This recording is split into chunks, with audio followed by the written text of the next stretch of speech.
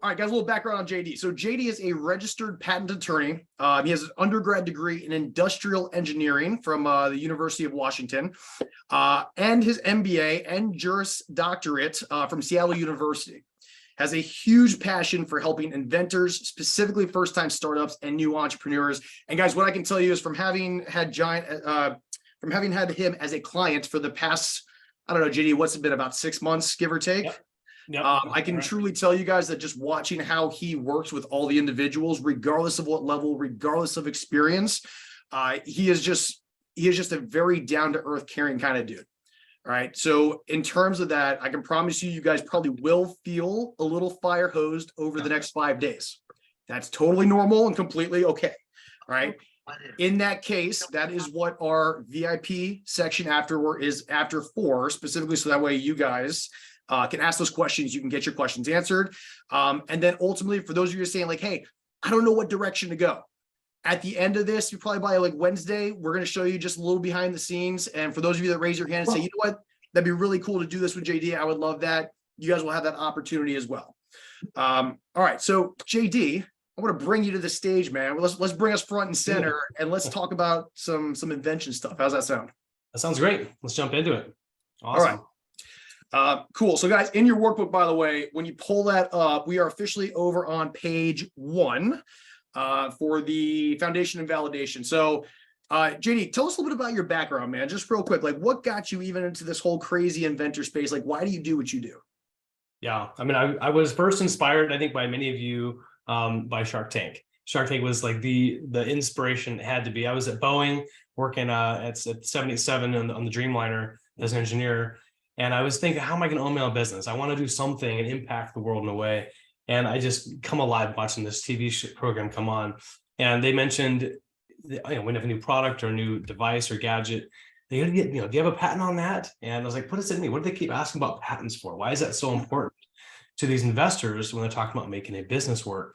And I dug into it, and sure enough, to become a patent attorney, you've got to have an engineering background, a science background. I was like, hey, I've got that. That's pretty cool. Right, and that started my journey. I'm going to do this. And so I chipped away at evening law school until I got past the bar and decided to open up my own practice on the side and launched it from there. So that's awesome. That's awesome, man. Real quick, give me a little thumb up emoji. Anyone a fan of Shark Tank? Little Kevin Harrington, Mr. Wonderful. Everybody says I should go on Shark Tank, and I'm like, no, thanks. There you go. Hey, man, I know some people love it. Other people just they love to watch it. Okay, so JD, you're in good company, man. A lot of people are loving us some Shark Tank. Awesome. Yeah, it's fun. I mean, in fact, we actually do a quick little plug. I have a YouTube channel. We do a weekly, we call our Bold Bite. So if you haven't seen that, go to @BoldPatents. You can check out Matt and I. We do a critique on their pitches. And we go look it up to see if they actually do have a patent. Some of these folks are liars, right? They say they're patent pending, or they say they've got a patent and they really don't, or it's something else. So yeah, cool side note. So, and I know, you've got your own story on how you even got into this. I want to talk about, so there's a lot of folks in here, I think at a lot of different levels. And when I asked before, anywhere from a 1 to 3, some are at a 2. I want to talk about some of the journeys as you've been doing this now for how many years now? It's 10 years. This is it. Yeah. Okay. So you have some experience, right? So you've seen them sort of like the good, the bad, the ugly, the amazing, the people that are just kind of totally start from scratch.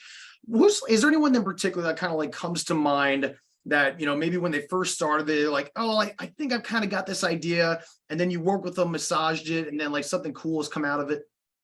Yeah, there's a lot, and what's interesting is as this firm has evolved, of course, at the beginning, I was doing all the work, right, hands-on with all these clients. In the past 4 or 5 years, I've actually stepped away from doing the hands-on, writing the application. I get to see and cheer on and, work with our other attorneys that are better than me now.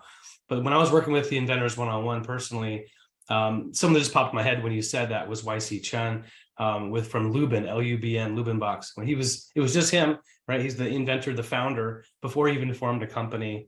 And he invented a smart lockbox. It's not that out of the box crazy, but it involves your phone. And owners of Airbnb around the world can use this to have a smart lockbox and can give access remotely using their computer, using the software.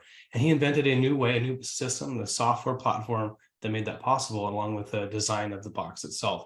So it's just, but it took dogged determination, right? He had to go through 2 or 3 or 4 manufacturers and just stay so motivated and intensely focused. You'll probably hear that again, as I mentioned, what it takes, to truly be successful. And he's definitely who comes to mind. Why was he so motivated? Well, I mean, you got to say money is part of it. Okay. Sure.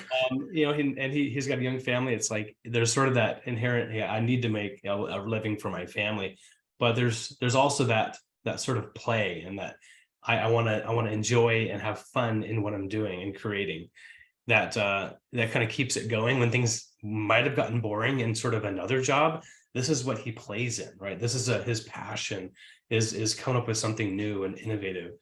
And so it's finding that amazing, that point in your career where you're like, I'm enjoying doing what I'm doing for work. Mm-hmm. It's not like I have to go and disconnect or whatever, or